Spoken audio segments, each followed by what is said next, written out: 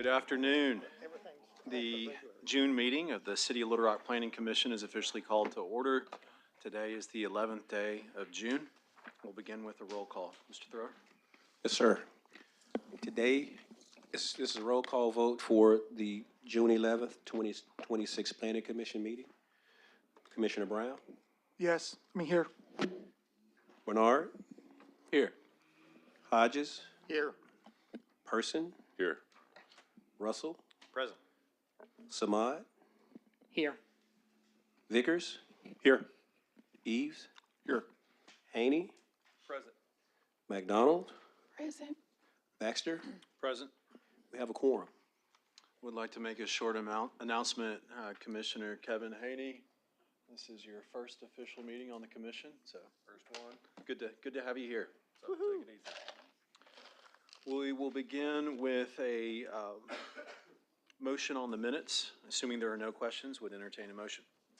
Mr. Chair, I make a motion that we approve minutes as written. Second.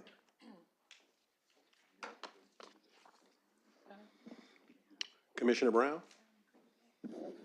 Yes. Bernard? Yes. Hodges? Yes. Person? Yes. Russell? Aye. Samad? Yes. Vickers? Yes. Eves? Yes. Haney? Yes. McDonald? Yes. Baxter? Yes. Minutes are approved. Next, we'll turn to the consent agenda. Mr. Moore, would you please do a reading? Following is a consent agenda for the Little Rock Planning Commission meeting of June 11th, 2026. The first group of items are on to be either withdrawn or deferred. Item number 1, file number Z10264, is being withdrawn without prejudice at the request of the applicant. Item 2, Z10131 is being withdrawn as the applicant failed to complete the required notifications and the application has previously been deferred 2 times. Item 5, Z10236A is being withdrawn as the applicant failed to complete the required notifications and the application has previously been deferred 2 times. Item 10, G23500 is being deferred to the July 9th agenda as the applicant failed to respond to staff comments. Item 17, Z10302 is being deferred to the July 9th agenda as the applicant failed to submit an acceptable site plan to staff. Item 19, Z9988A is being deferred to the September 10th agenda at the request of the applicant. Item 20, Z5519B is being deferred to the September 10th agenda at the request of the applicant. Item 21, Z10301 is being deferred to the July 9th agenda as the applicant failed to submit an acceptable site plan to staff. Item 27, Z9964A is being deferred to the July 9th agenda as the applicant failed to complete the required notifications. Item 29, Z10318 is being deferred to the July 9th agenda as the applicant failed to complete the required notifications. And item 30, Z10303 is also being deferred to the July 9th agenda as the applicant failed to complete the required notifications. Next are the items on consent agenda for approval. Item 3, S2016 Worldview Properties replat, southwest corner of East 4th Street and Kimball Street. Staff recommends approval of the requested replat subject to compliance with the comments and conditions outlined in paragraphs D and E and the staff analysis of the agenda staff report. Items 4 and 6 are being pulled to the regular agenda at the request of Commissioner Russell. Item 7, Z10294, rezoning from R2 to R4, 8406 Dreer Lane. Staff recommends approval of the requested R4 rezoning. Item 8, Z9258B, Big Rock Plaza Track B, revised PCD, southwest corner of Vimy Ridge Road, south of Alexander Road. Staff recommends approval of the revised PCD subject to the following conditions: compliance with the comments and conditions outlined in paragraph D, E, and F, and the staff analysis of the agenda staff report. And, and no use within the PCD shall include a convenience store, a liquor store, or a pawn shop, and no tenant or owner shall permit such a use. And this is a condition that was from the original PCD approval. Item number 9, Z9407E, Village at Whispering Valley, The Beverly, revised PRD west of Village Run Parkway, south of Alexander Road. Staff recommends approval of the requested revised PRD, subject to compliance with the comments and conditions outlined in paragraphs D, E, and F, and the staff analysis of the agenda staff report. Item 11, S867E11, Lot 9, Tract 1, and Lots 1 through 6, Tract 3, Chenal Valley preliminary plat, east side of Chenal Parkway between Lamarche Road and Chenal Valley Drive. Staff recommends approval of the requested preliminary plat, subject to compliance with the comments and conditions outlined in paragraphs D and E and the staff analysis of the agenda staff report.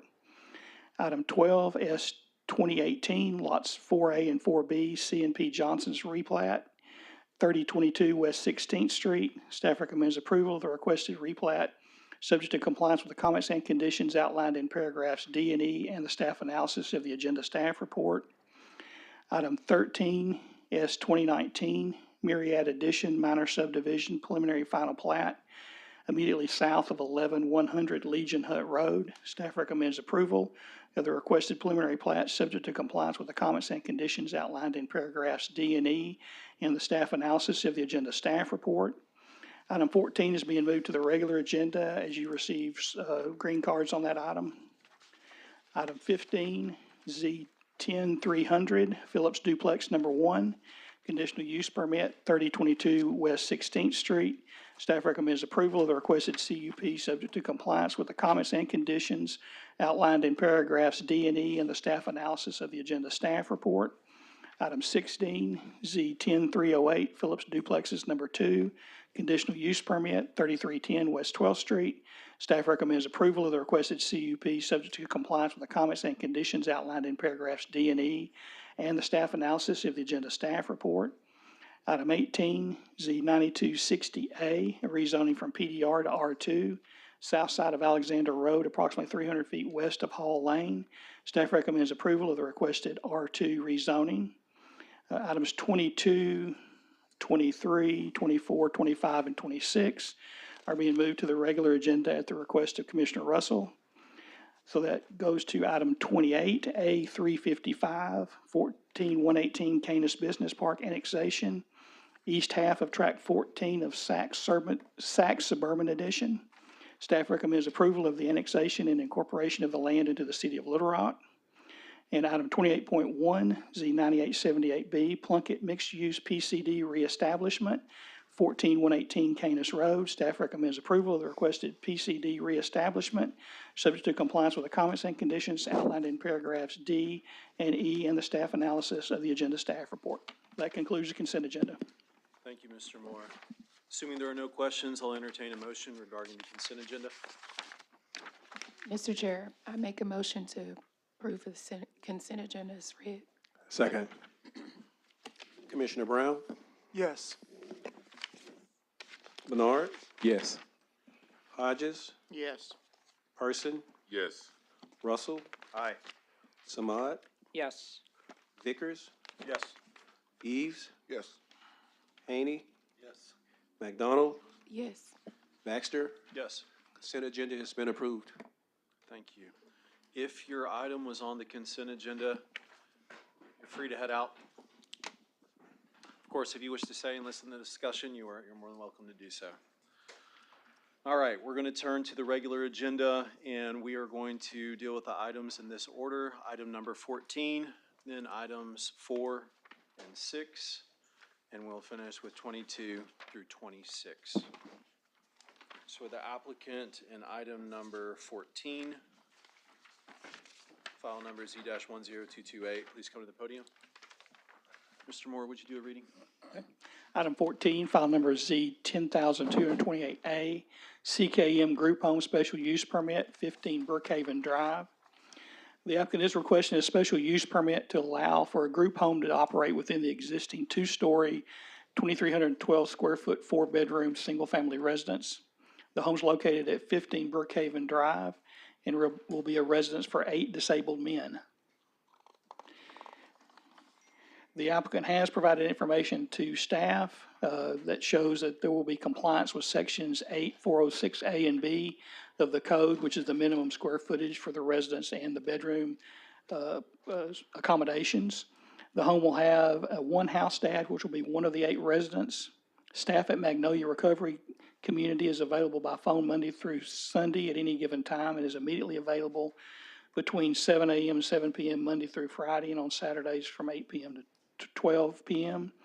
The home has a 4-car garage and a 4-car driveway and a 2-car garage.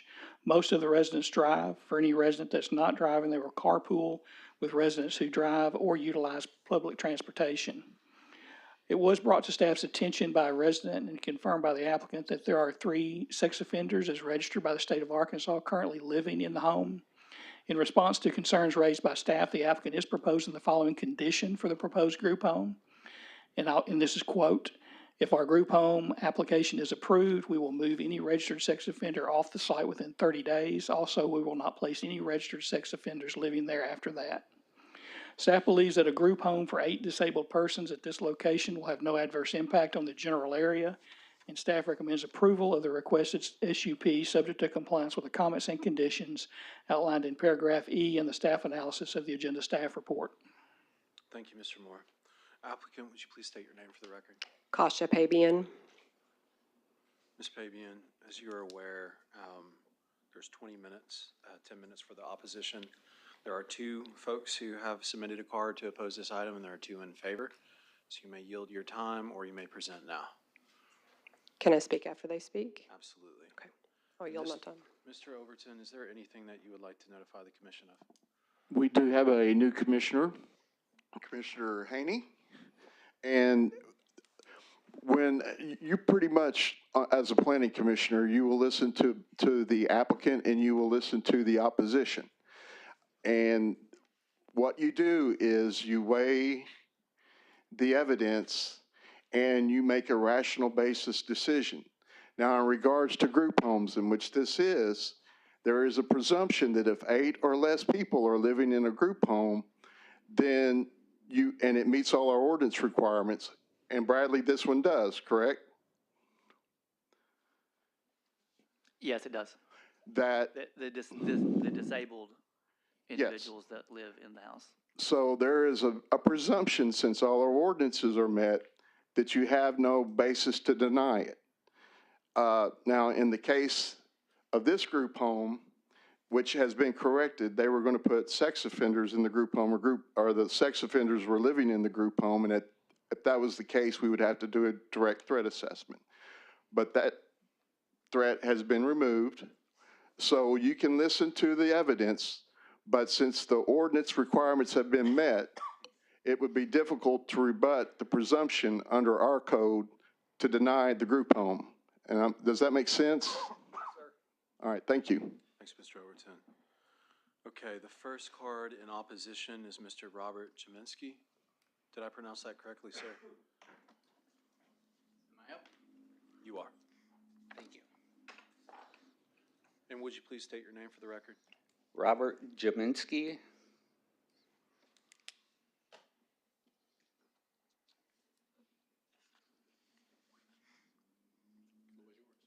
Go ahead. Yes, sir. I live on Serenity Drive, which is perpendicular to Brookhaven, so I'm right around the corner. And I do oppose this application. This is a refiling of a prior application, which is essentially the same, except they're asking for more renters at this place this time around.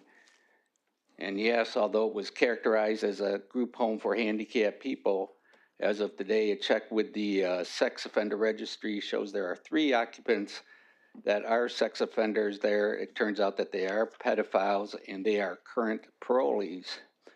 Mrs. Pabian, Mr. Keppel are the face of the applicant. And we were told the first meeting that there were actually seven men in that house and 5 of them are sex offenders.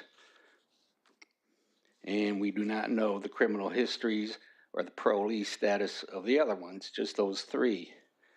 So there still are multiple problems with this application. The applicant apparently has good standing with other properties, but with this property, there is no credibility that I can find.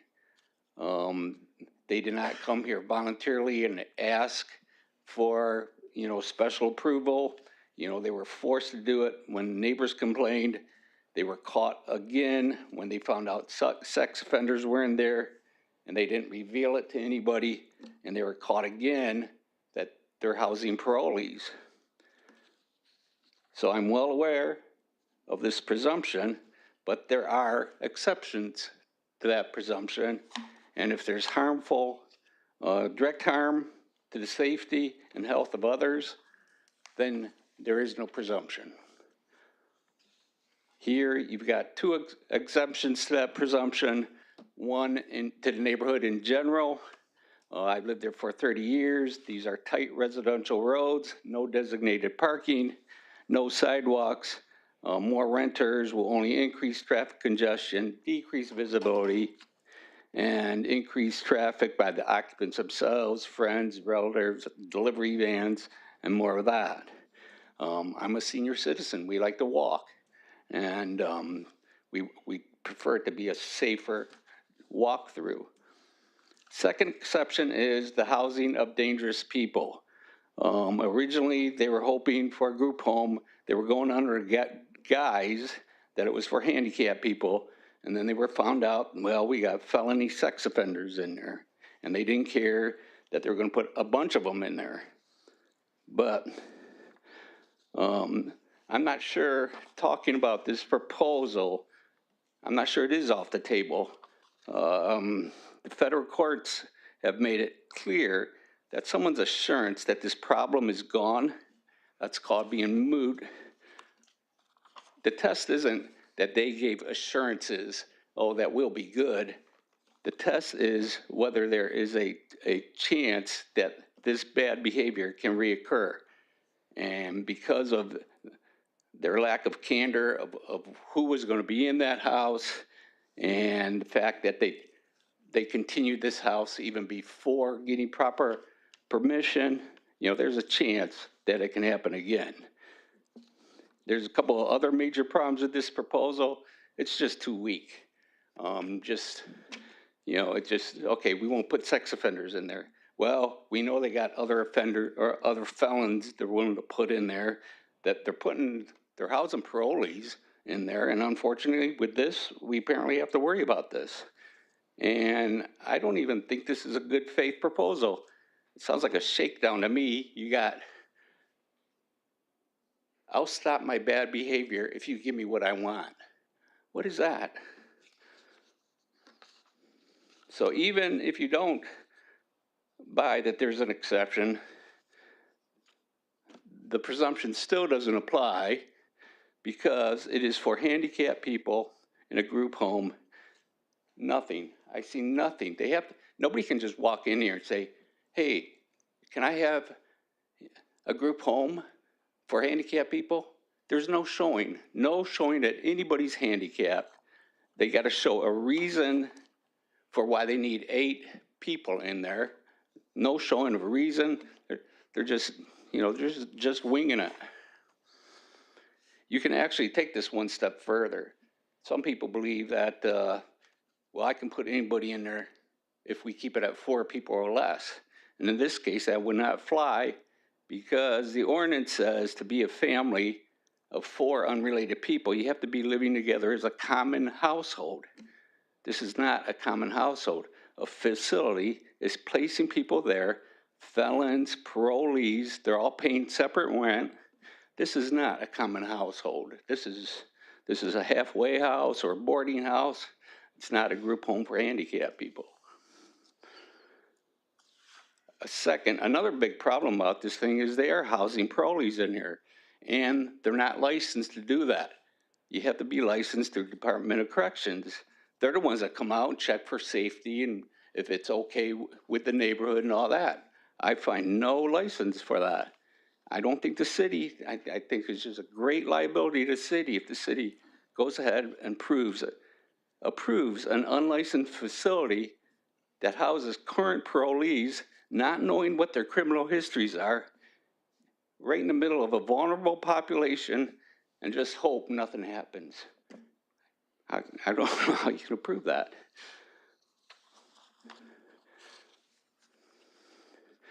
it's a big deal. If you don't have proper license, you know, the Department of Corrections can fine you $500 a day. I'm not just overstating this stuff. Again, going back with lack of candor, you know, that they have, well, or lack of good faith. They have never reached out to the community at all. I know some of these group homes, they're like getting together and they help clean up the neighborhood, so they got, you know, goodwill. You know, none of that stuff. They're just trying to run over us. This is what's called, appears to be what's called an Oxford type house. They are well known nationwide for go ahead and moving in without permission and asking for forgiveness later. And that kind of conduct should not be condoned. This has been a problem stewardship, you know, it's been a problem property since they've had it. They've had it since 2022.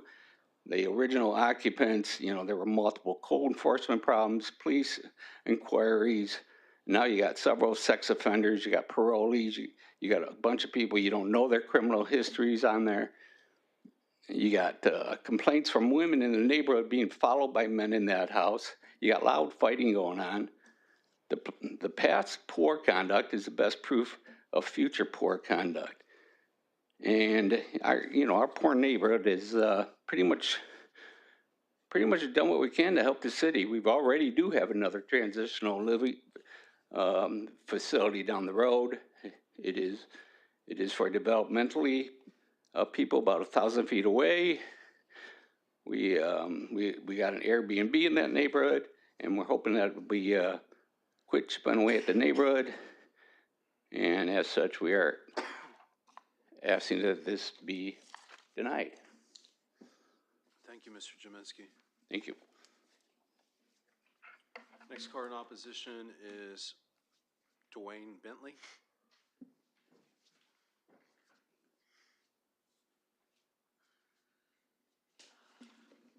Dwayne Bentley. I live at number 1 Brookline Drive, about 200 feet from this house. He said a whole lot of the things that I was going to say. I do want to say that I am the first one to find out that they were having a group home in there. My first interaction with the people that was there, I went over, saw a new neighbor.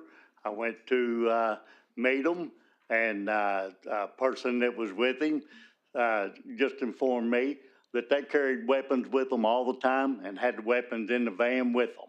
That's not acceptable for if any group home. You know, if I hadn't have, I'm a retired firefighter here in town.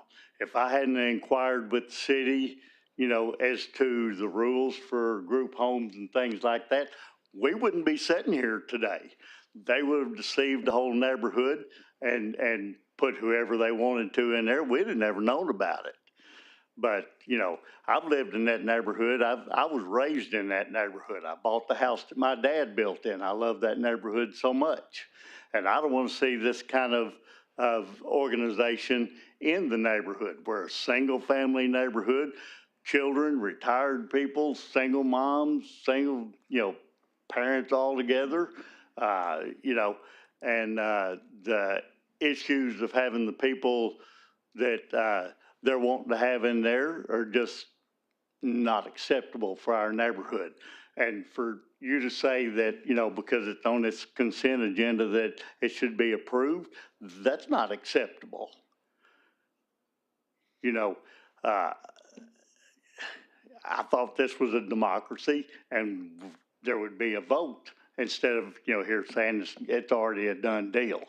But anyway, I don't trust these people. I went up to the Magnolia and I talked to them personally. And when I handed this young lady the card to the person that I spoke to, said, I never even heard of that person. Never even heard of them.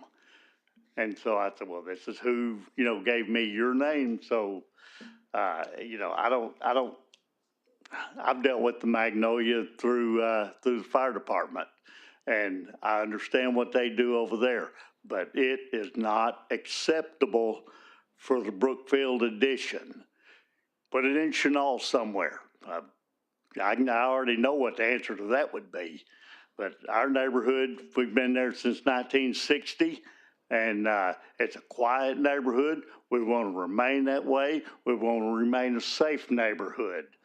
And with this coming into the neighborhood, it's not going to be a safe neighborhood the way we can see it. Thank you very much.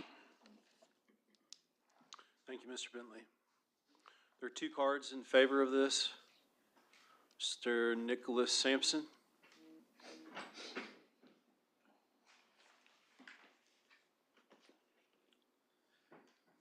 Hello, esteemed board. Thank you for the opportunity to get up here and speak. Many things I've heard already, I was not aware of with the home. But what I can tell you is the time I've been there. I've been there from July of last year.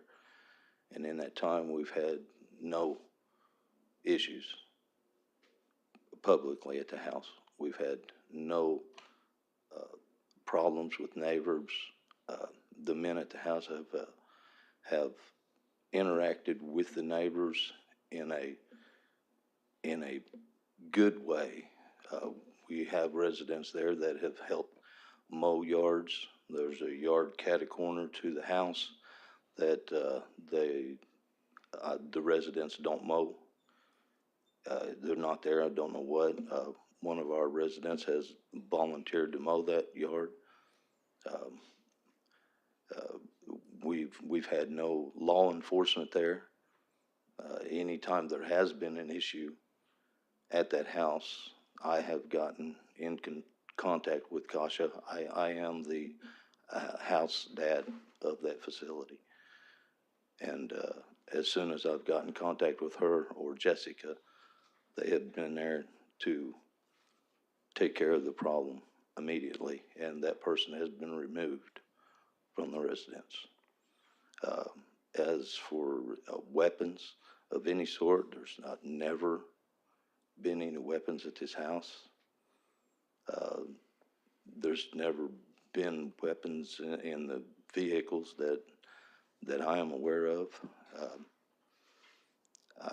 This facility offers men an opportunity to regain their footing in society.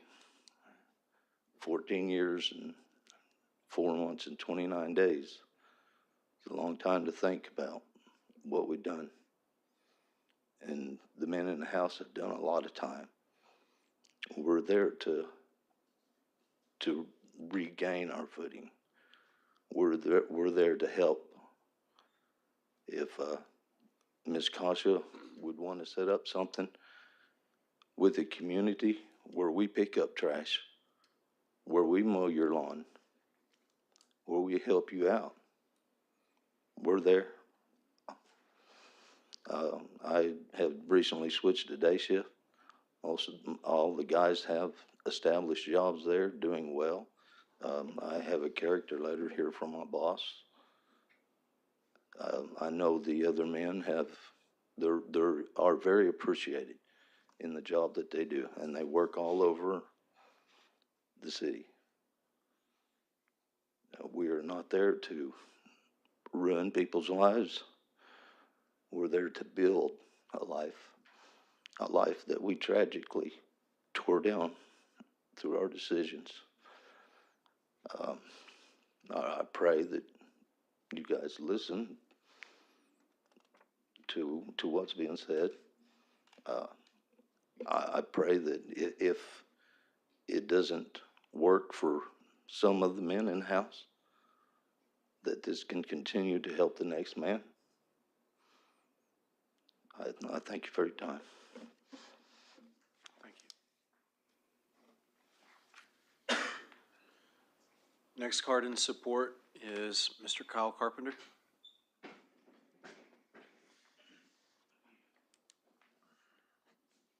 Hello, ladies and gentlemen. I appreciate you guys giving us the opportunity to speak to y'all.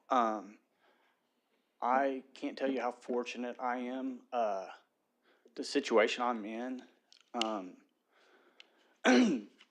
this house is I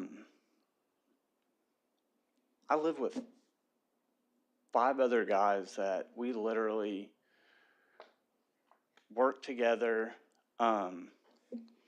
We love this neighborhood. I mean, we've gotten to know quite a few of our neighbors, and I'm not sure if they know our circumstances, but we have never given them a reason to question us. You know, we've got one of the most beautiful yards on the block. We take very good care of our house. If you were to come in our house, we got a beautiful house. We all have. I have a great. I mean, I'm doing better than I've ever done in my entire life. I'm really thriving, and it's not only because of Miss Kasha, because of the guys that I live with. We support each other. Some of the, I'm not sure if these are accusations from guys from the past, but I can promise you, I can promise you that the guys living there, weapons, I mean, these guys we're held to a higher standard. Through parole, any day, and it happens. I mean, parole officers show up there, and I mean, we're on it. You know, we know it's easy to stay out and do the right thing and thrive and get your life together, but it's real easy to let it come crashing down like that. So we make sure that we cross our T's, dot our I's. I mean, things are going good for us because of what we're doing, and we love this neighborhood. I mean, we look forward to doing stuff for the neighborhood. We've talked about it. You know, there's a gentleman that lives there that he doesn't make a whole lot of money, but he saved up money to buy a lawnmower so he can help the community. Like, speaking of this house, the catty corner to us, you know, we've got good guys living there.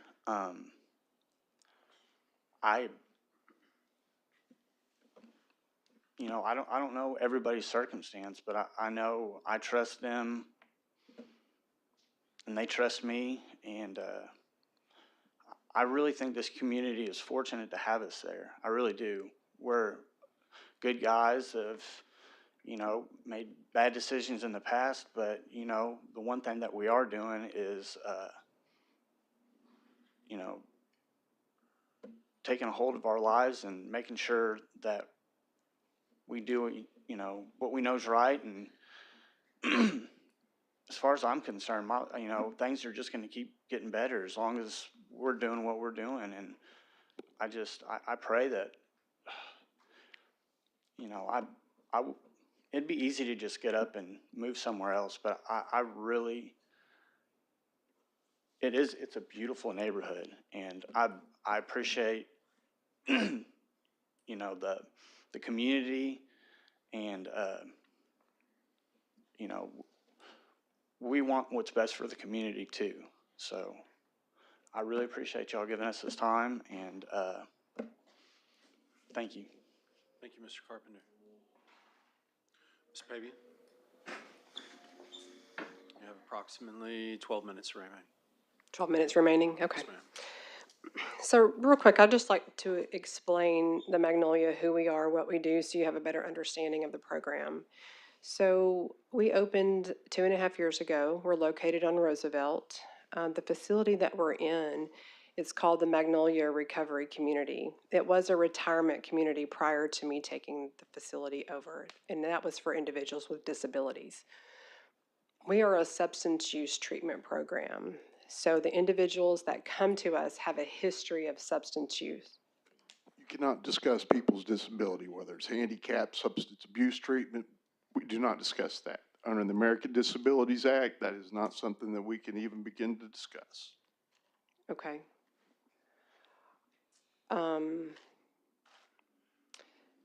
Okay, so can I talk about them paroling out to our facility and they go through programming? You can talk about the programming, but you cannot talk about someone's disability. Okay.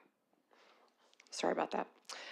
So individuals parole out to us from prison, so they have to fill out an application. We approve the application based on the answers to our questions, and then we offer programming there that they are required to successfully complete. It is a minimum of 4 months that they're required to live at the main campus, which is 3601 West Roosevelt. During that time, we are doing all the things that we need to do to hold everyone accountable. We do room checks, we do bed checks. We have on-site parole officers that see our clients every single week. When they are eligible to graduate our program, we offer them a residential home to move into once they successfully graduate.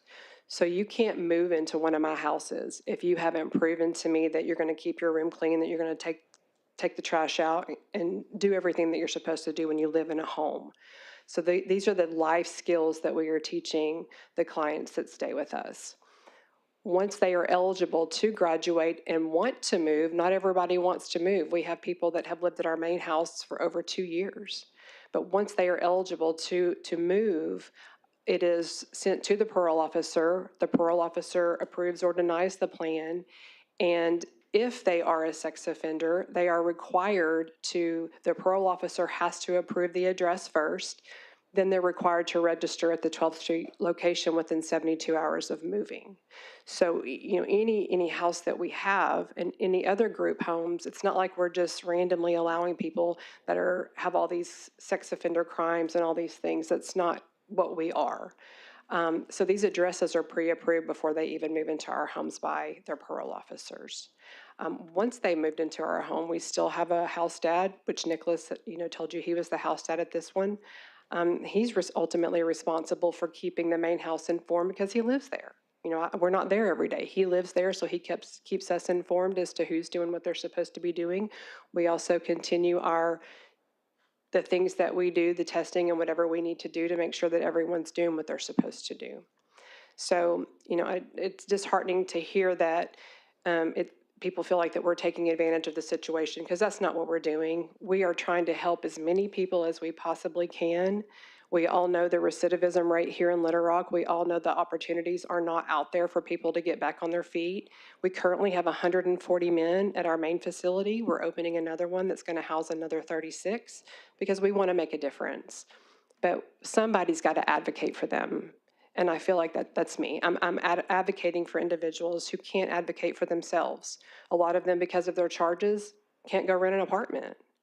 Or they can't turn utilities on in their name because they owe fees from the last time that they had utilities on. They can't get a cell phone, much less an apartment or buy a house or buy a car. So, we're trying to make a difference, and we're trying to help them get back on their feet so they can be successful. So they don't say, I'm going to go back to what I know, because that's easy. It's easier to go back where you came from and go back into the bad habits. It's much harder to put a foot right in front of the other and try to get your life back on track. Employment is very, very, very difficult for this population with all of the felonies and misdemeanors and everything that they're facing. So we're fighting as hard as we possibly can, and I hate this is the first time that we've really had a chance to speak about who we are and what we do, but I can assure you that I am not going to allow any nonsense to happen in any of my facilities, because I have a reputation too.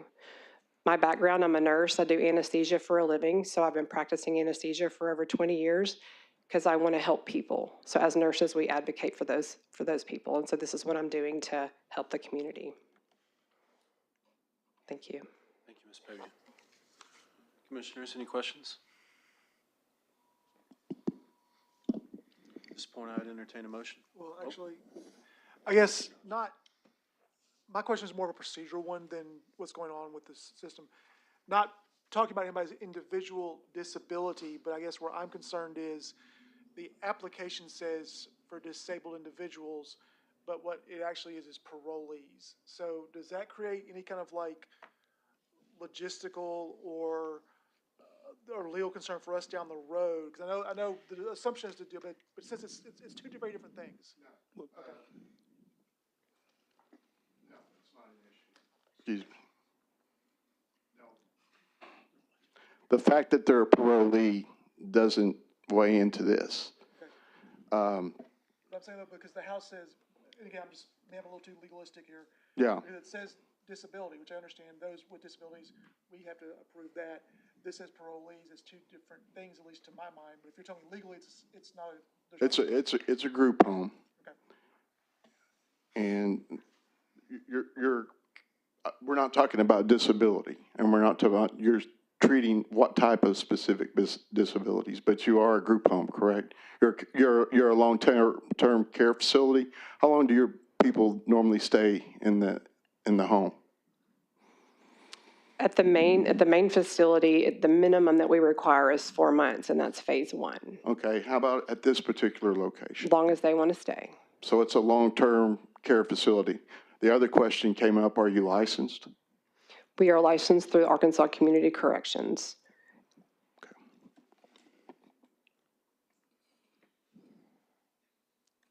Mr. Chair. As far as procedures go, when we have people come in to apply for special use permits for group homes, we ask the question of the applicant, are all the residents that are going to live there, are they disabled based on the federal definition of disability? If the answer is yes, that's as far as we go, and it's a group home. Regardless of whether they're parolees or not, or whatever their other situations may be, they're disabled. right, but I guess, and again, coming from an HR background, parolee status doesn't usually equate to disability, at least in a hiring standpoint, but in this case, you're saying that those two equate. Right. Is that what I'm hearing? Okay. Correct. And then to go even further, Commissioner Brown, I want to make it clear, someone that has a disability falls under the ADA and the FHA. If you're a sex offender, you are not a protected class. And there is nothing to protect sex offenders from living anywhere. But the fact that this particular group home has agreed to not house sex offenders in there, then that direct threat assessment doesn't have to be done. But you do understand, if you move a sex offender into that home after you're approved, and this is a condition of your permit, the city of Little Rock will go in there and revoke your permit. And you have to come back before the Planning Commission and a direct threat assessment be done because you've agreed to that. And this commission, because you've agreed to that, can't do a direct threat assessment on the current people that you have in there because you've agreed to move them out, correct? Yes, sir. Okay. So I just want to make you aware. I'm aware. And I'm sure that these neighbors are going to be watching that sex offender I'm sure registry. they will. And if one of them letters end up on that door, we're going to revoke your permit. Okay. All right.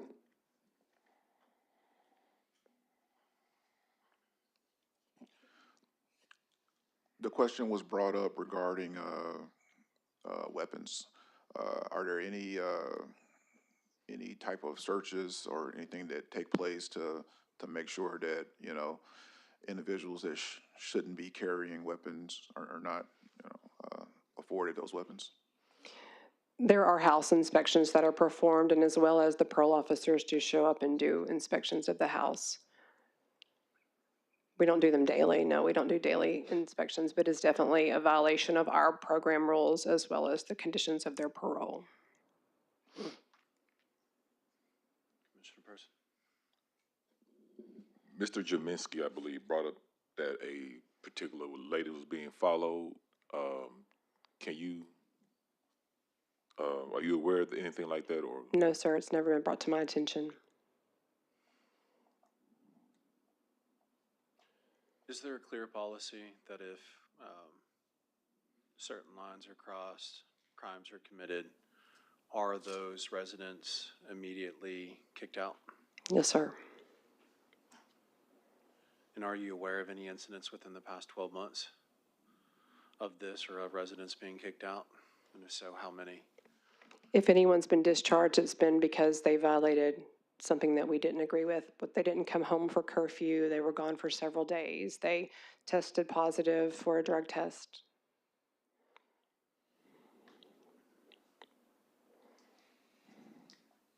I have one question for you. You said something about the parole officer. I'm sorry. You said something about the parole officer approved the addresses, and you had mentioned something about their status as a sex offender was known. I just wanted to understand, were you aware that notification had to be given out and of certain rules around housing a sex offender? As far as I'm aware, I didn't know that I would have to give notification. They are required to register at the 12th Street location. And then the parole officers are the ones that approve the address. So if there was a directive that I had to do something to notify the neighbors, I would have done so, but I've never been told that I had to do that.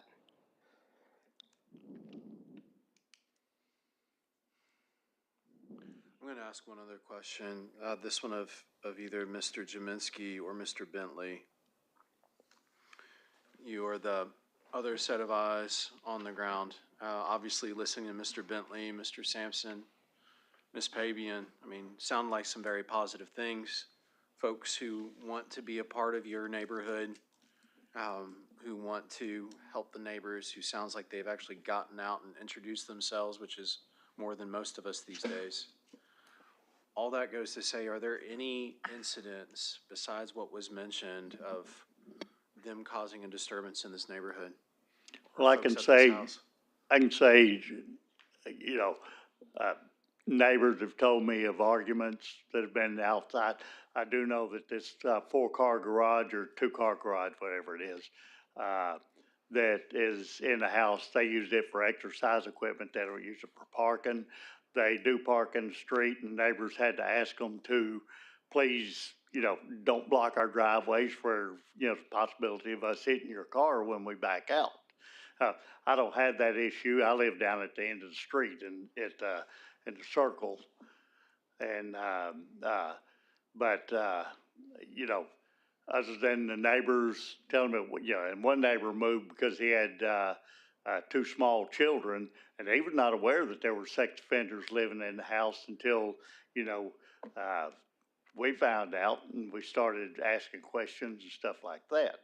Now, you know, there's also been I've mentioned about the gun. I didn't say that anybody in the house was carrying a weapon. I said that the guy that was bringing the guy home from wherever informed me that he carries a weapon with him, you know, and that was a little uncomfortable.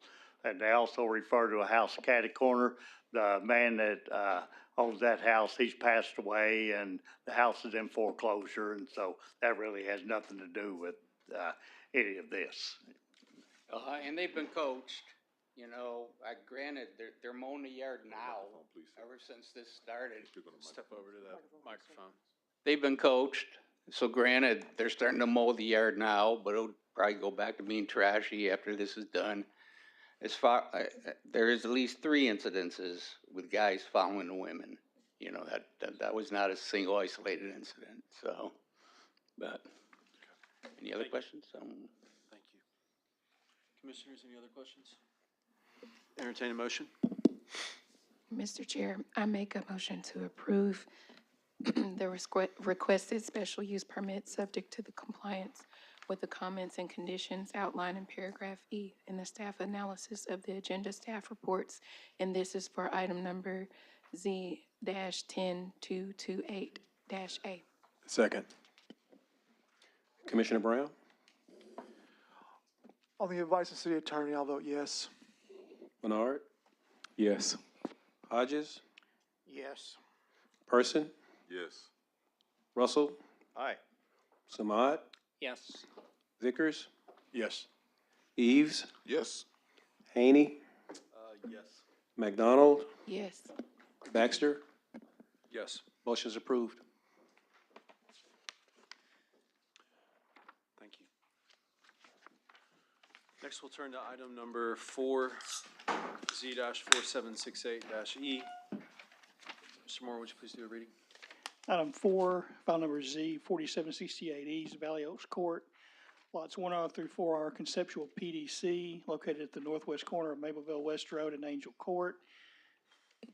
Mr. Davidson is here representing the application. Do you want a presentation, or do you want to go straight to Commissioner Russell's concerns? Let's go straight to Commissioner Russell's concerns. Thank you. So with this application, as with all of the others, I actually have the same comments to make with respect to application Z10283, which we'll get to next. I do have some legitimate concerns about that, but the larger concern is the City of Little Rock has a very clear ordinance for submission requirements of a planned zoning district that aren't being met. And we need to be applying these submission requirements fairly, equitably, and evenly across all applicants. The submission requirements do not account for residential, commercial, or office planned developments. And the submission requirements are fairly lengthy. Section 36-456 outlines the submission requirements for a planned zoning district. There are also development standards, conditions, and review guidelines in section 36-460 that are not being met. So this application specifically only provides a site plan. It does not provide any proposed use. It does not provide any proposed parking. Does not provide any proposed landscaping, does not show us the size and orientation of the building that should go on this lot. It does not meet the minimum standards of a planned development and should not be heard by this commission until that is provided.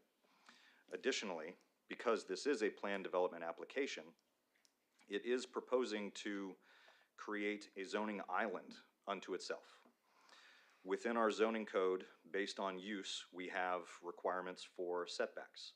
We have requirements for easements. We have requirements for landscape buffers based on use, whether it's adjacent to a residential area or a quiet office area or something else. We have requirements for building height. We have requirements for parking count.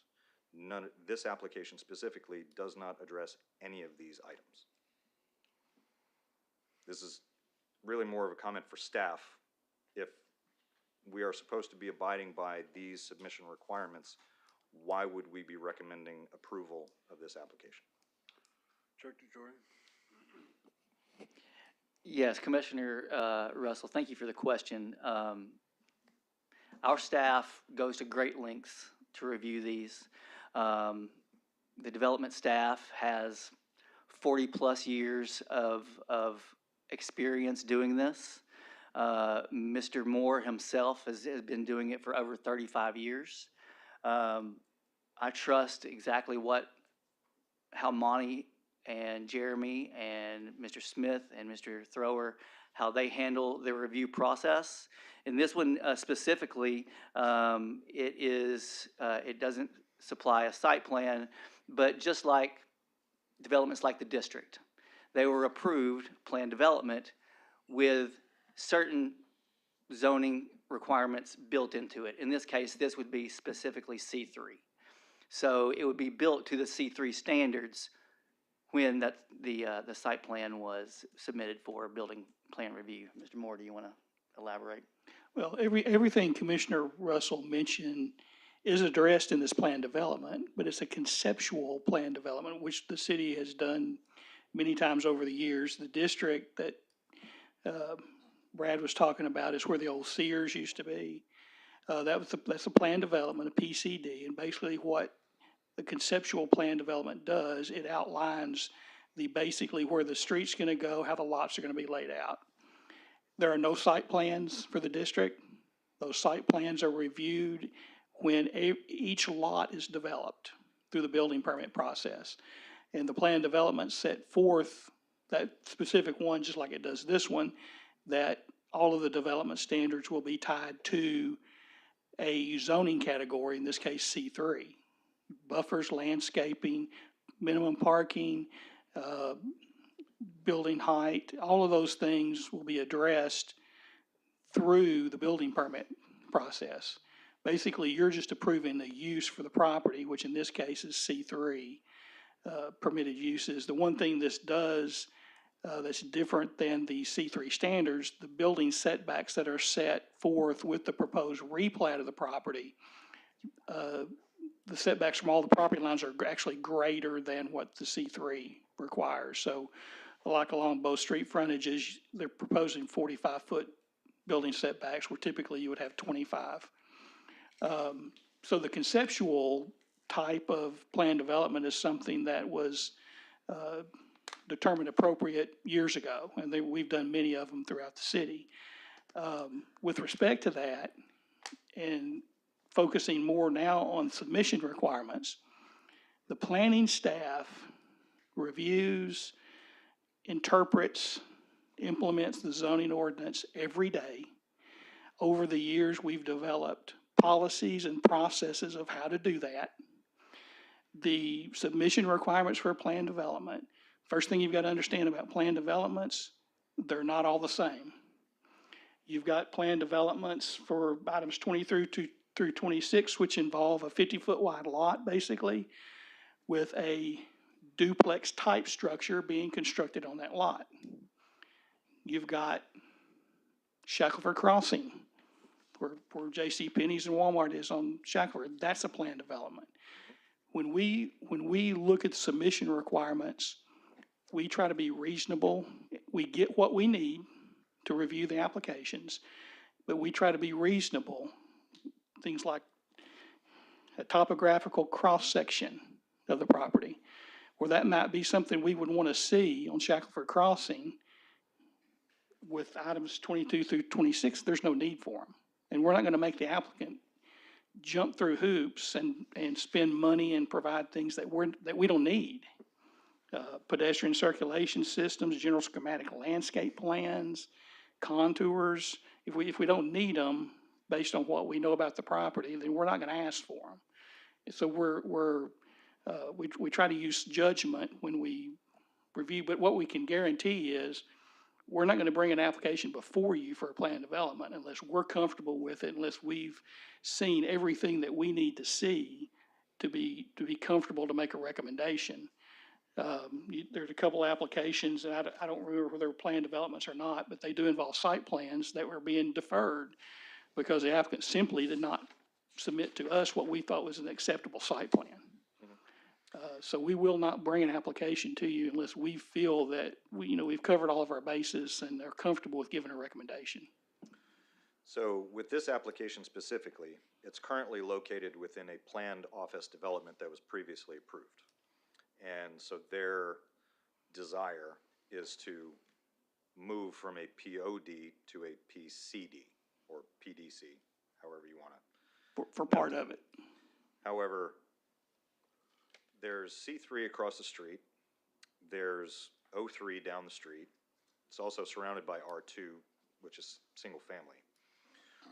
Why or what rationale did staff have for not recommending that, since they're within and actually providing greater setbacks than what is required by the C3 zone that they're seeking, rather than go through the plan development process, which they're clearly not meeting the documentary burden according to the zoning ordinance?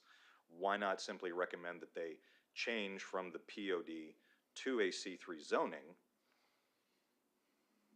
for the Planning Commission? It's the same process for them. It's actually less of a requirement because now we're only doing a replat and a site plan approval versus creating a planned development, which is creating its own zoning island. Whether they're using the C3 as a baseline, I'm finding it hard to agree with that rationale. It seems it would be better for this to be zoned C3 rather than a PDC. That could be an option for the applicant. I think we felt because the property was already under a plan development, and the plan development really doesn't get into requiring that a land use plan be changed, that we were comfortable with taking this as a revised plan development. But would this qualify as a PDC? Would it qualify under the original POD? What do you mean exactly? Would it meet the requirements of the original planned development that was approved? Well, the original plan development was for office. So this is different than what was approved. So it would not meet the requirements of the original planned development. Ergo, it's a new planned development. Sure, yeah, exactly.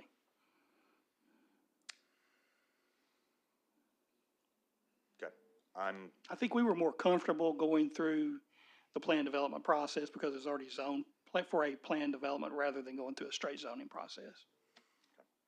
thank you.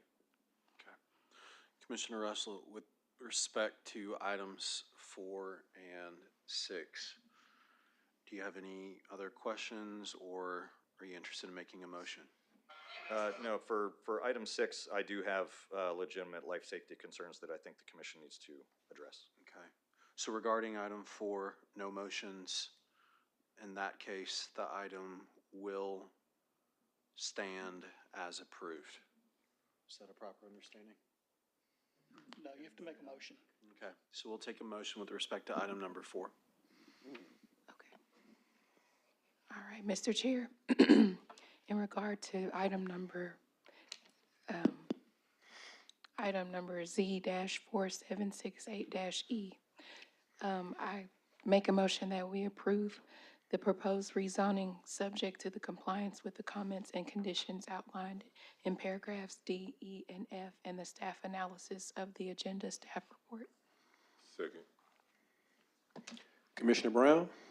Yes. Menard? Yes. Hodges? Yes. Person? Yes. Russell? No. Samad? Yes. Vickers? Yes. Eves? Yes. Haney? Yes. McDonald? Yes. Baxter? Yes. Motion is approved. Okay, item number 6, Z-10283. Mr. Moore, would you do a reading? Item number 6, file number Z-10283 is a Common Grounds Properties PDR, 2219, 2223 South Commerce Street. And I'll go ahead and give you just a real brief introduction to this because the applicant has amended the plan since the first time it was before the commission. The applicant has submitted revisions to the PDR application, submitted those on May 15th. The revisions changed the concept from a detached single-family residences to a townhouse concept. The applicant proposes a total of 18 townhomes with 2 3-unit buildings and 3 4-unit buildings. Each unit will be on a separately platted lot. The applicant submitted a very detailed description of the use, and I won't go into that. I'll let the applicant hit whatever points he wants to discuss on that. But basically, you'll have access drive from Commerce Street that will serve the 2 3-unit townhomes. And then you'll have an access drive from 23rd Street, which will serve the 3 4-unit townhomes. Each townhome will have a garage with a parking pad behind the garage. And there will be some additional parking spaces for visitors at the east end of the development. Staff does support the development and recommends approval. Let me find that.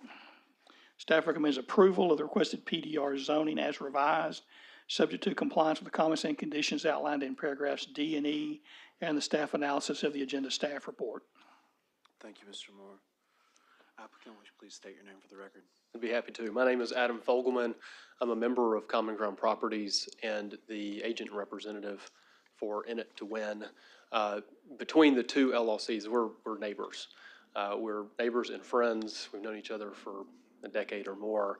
And what you saw in the last slide, it's a strange amalgamation of 3 different additions to the city of Little Rock that came together prior to 1900. With the third edition, I believe, being on the southern boundary, it resulted in much of the interior area there being landlocked. The code that exists, the PRD code, is a truly custom-suited product to actually make this land, which was previously undevelopable, developable. It's been laid out the way that it has to address some of the concerns that neighbors had with the original design concept. The fear was that there would be too much street parking, and the folks on Commerce Street there use street parking to accommodate visitors. So it was addressed through the use of townhouses with garages included in the townhouse design, as well as kind of an internal drive system. There are fire access points on both east and west. East from 23rd Street, I'm looking backwards, east from 23rd Street and west from Commerce Street. I know that the fire department provided feedback, and then you'll see access to the garages on the rear. This is in the Petaway neighborhood. There's been great focus in development in Petaway to be pedestrian friendly and to maintain front porches and connection between pedestrians on the sidewalk and passing by to folks in their homes and on their front porches. We wanted to remain consistent with that design concept, which you see on the Commerce Street side, and on the interior, it provides an interior circulation area and common space in that interior green, while simultaneously avoiding and respecting the utility easements that exist. One, on the north end of the property is an existing sewer main that the city laid some time ago, and a phone and overhead electric line running north-south through the center of it. Those constraints, along with the previous limitation to access, resulted in this layout respecting all of those things. I'm happy to answer any questions. The neighbors that expressed previous concern, I've touched base with all of them. I'll go on a limb and say none of them are here today, and all have expressed that they're satisfied with the changes. Thank you, Mr. Fogelman. Commissioner Russell? So similar to the last application, I'll just simply state generally that the application does not meet the requirements for a planned development. But the specific concerns that I have about this are centered around parking and fire and life safety. I don't believe, because these are being proposed as townhomes, I don't believe that there's enough information provided about their construction to adequately review it. I am concerned about the 5-foot setbacks on the north side of the property for the 2 3-unit townhome buildings. I'm also concerned that the driveways do not conform to minimum driveway lengths. The 14-foot drive aisle does not meet minimum off-street parking standards, nor does the north drive aisle for the 2 4-unit townhomes meet the minimum standards for off-street parking. In that instance, the drives do meet the minimum driveway standard of 22 feet in depth, but then the other 4 townhouse building units O, P, Q, and R, all but two of those meet the standard, 2 do not. And it not meeting the minimum standard for parking, plus the issues of fire and life safety being so close to the property lines, I do not support this application.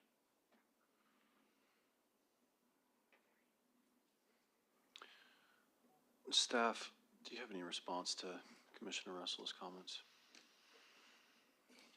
Mr. Chair, the fire department is in our review process from the time we have our first interdepartmental meeting after the filing deadline. They have been given a chance to review this several times. I believe Mr. Fogelman has referenced that. In their comments in the staff report, they mentioned nothing about this. So that would be saying that they would be overlooking their own rules. So again, we support this. It's a planned development, and it's been reviewed thoroughly. The application does state that a variance is required from the fire apparatus access, though. May I clarify that? I believe that the variance is not, it's to accommodate the fire apparatus access, not to vary from it. There, where the driveway meets 23rd Street, because that is a bend in 23rd, the variance is actually to allow for the driveway flare when it meets the right-of-way to cross the abutting property boundary. There are existing driveways there. It's going to follow the path and pattern that is already present. So, in other words, the fire truck, when it makes the turn from 23rd onto the property in order to access the property, will drive over someone else's property because it cannot make the turn. I believe that's incorrect because the driveway flare is within the right-of-way, and the right-of-way is the city's, not the adjoining property owners. Well, it says the fire department typically requires a minimum access driveway width of 20 feet. To accomplish this, the driveway from East 23rd Street will need to be closer than 5 feet from the property lines. The applicant will need a variance from section 30-43 as explained in paragraph D of the staff report. The variance can be granted by the planning director or the planning commission. Yeah, and 30-43, I think it is, it says that you can't have a driveway flare within the right-of-way that crosses an extension of the adjoining property boundary. So we're talking about what's in the right-of-way and where the private drive meets the public improved road and not on somebody else's property. Thank you. I'd entertain a motion at this point.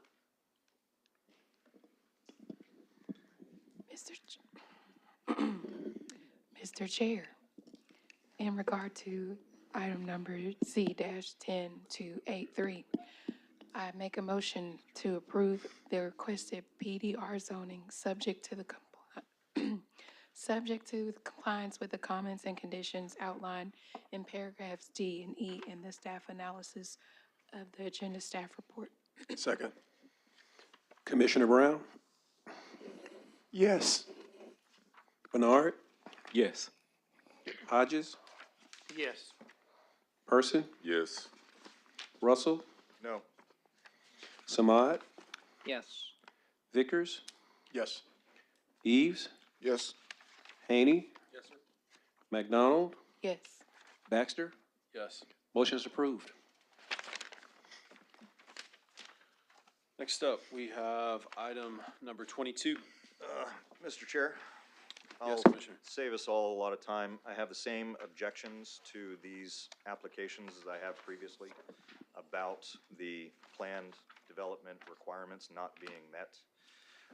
I'd like to go on record as simply saying that this commission needs to take a very long, hard look at our planned development requirements. We need reasonable modifications to allow for decreased requirements for residential plan developments, office plan developments, and commercial plan developments. If we're not going to require all of our applicants to play by the same rules, then we need to change the rules. If you'd like to move forward with a motion to accept these remaining applications as originally read on the consent agenda, I'm willing to support that. I would like a discussion before we do that, though, Okay. if possible. Yes, let's, in the interest of time, we know the, 5 items, 22, 23, 24, 25. I feel certain I can talk 26. about all of them. I don't mean to Okay. speak over your chairman, So but I let's- can talk about all of them at the same time. Yes, let's bypass the reading of these. Applicant, would you state your name for the record? Yeah, I'm Vernon Williams with Garnett Engineering. The floor is yours. Well, I've been kind of hijacked by comments like this from him before, and, you know, I felt hijacked before because the documents that the planning department has here aren't all the documents that I turn in. You know, if you put my project up, any of them up, this one, it shows one plot plan that isn't even the current plot plan that I've turned in. I've turned in a survey for the property that's not represented here.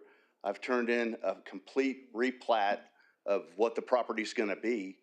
And when he was going through his list of things that my projects needed that they didn't have, I believe I've turned in a document that represents every one of those.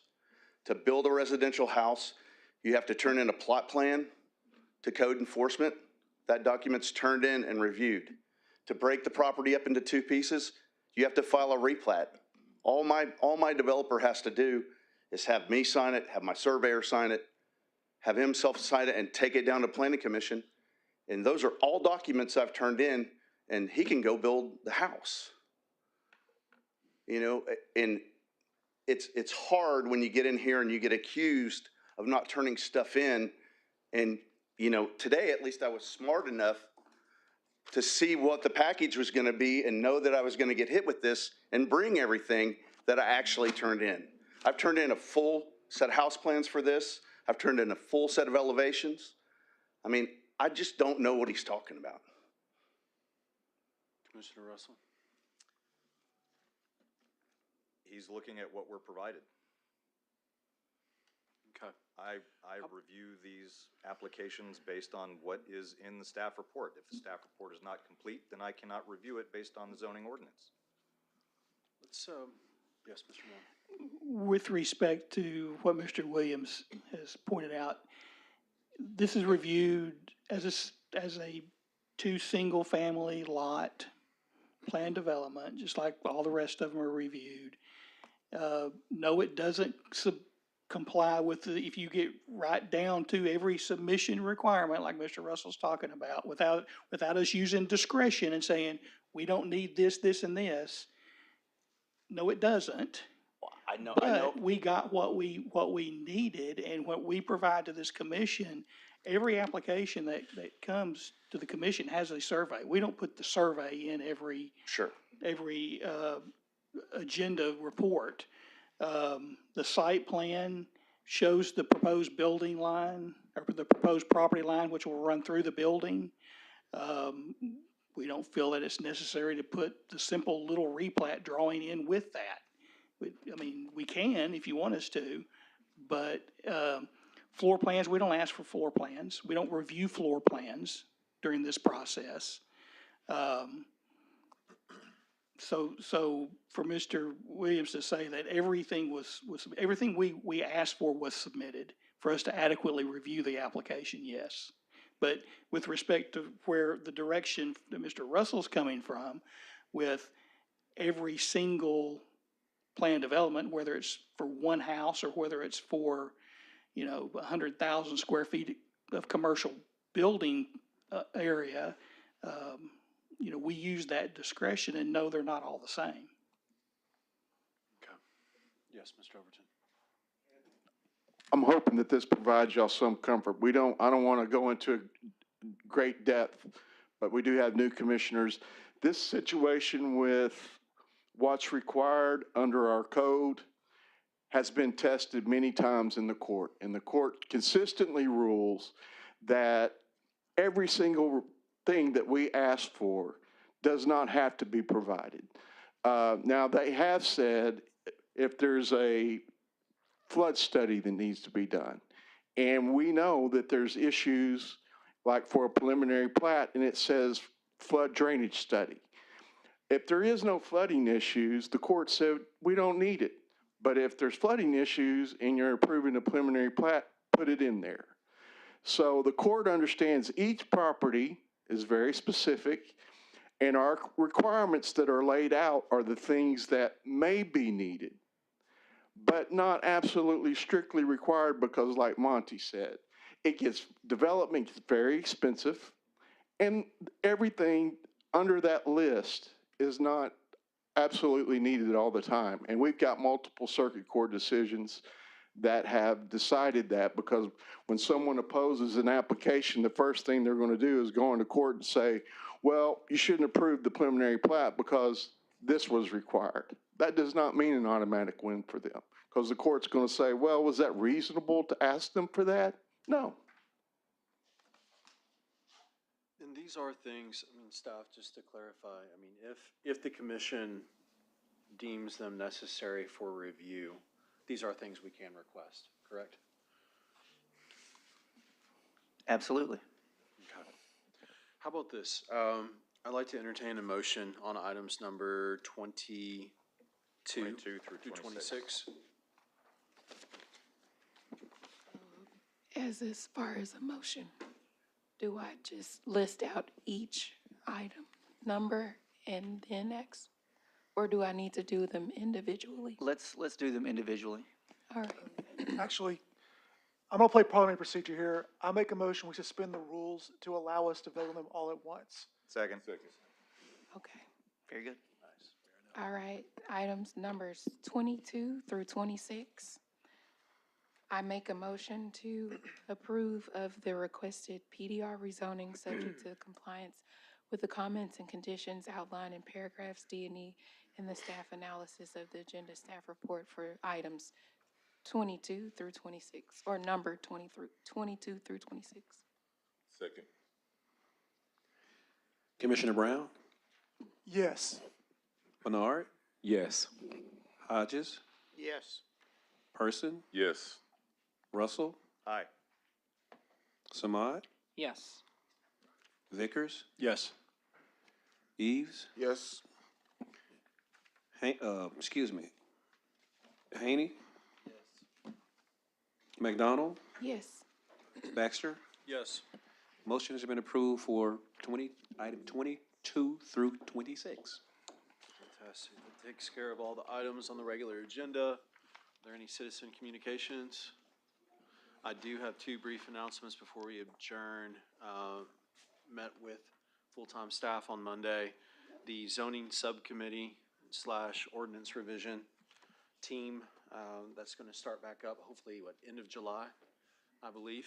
So those commissioners who are interested in that, there'll be an email coming out on that. I do think it would be in our interest to discuss the plan development requirements a little bit more. So hopefully we can bring that up when we meet in July. And then with respect to the July meeting, Vice Chair will be leading that, and Commissioner Vickers will be serving as Vice Chair. I'll be on vacation. Any other thoughts, comments, suggestions? For With the, that, for the June? people on that, excuse me, on that, code stuff we're looking at, I'll send out a couple different dates so we can decide on what works best for everybody. Thanks, Jeremy. All right, June meeting is adjourned.